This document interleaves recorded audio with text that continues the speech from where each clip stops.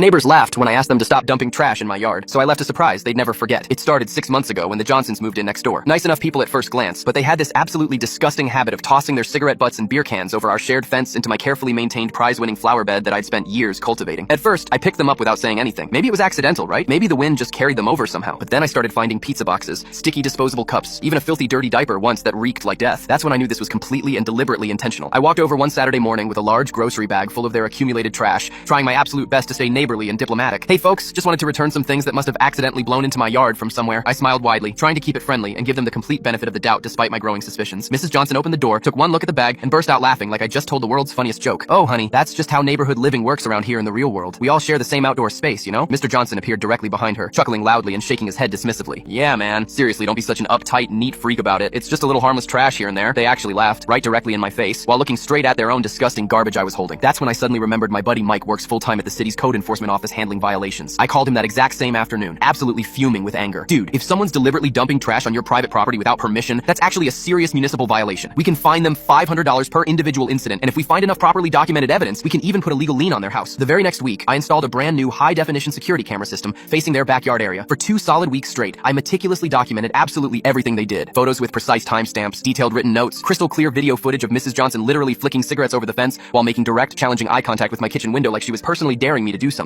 Then I made my surprise masterpiece revenge plan. I printed every single incriminating photo, organized them chronologically by exact date and time, and created a beautiful professional photo album. Professional binding, glossy laminated pages, the absolute works. The cover read in elegant script, Our Trash Journey Together, a complete 6-month neighborhood collection. Saturday morning arrived. I knocked confidently on their door with the album tucked securely under my arm, and Mike standing professionally beside me in his official city uniform, with his badge clearly visible on his chest. Morning, neighbors. Remember exactly how you said we all share the same space? Well, it turns out the city government shares that exact same philosophical approach. Mrs. Johnson's condescending smile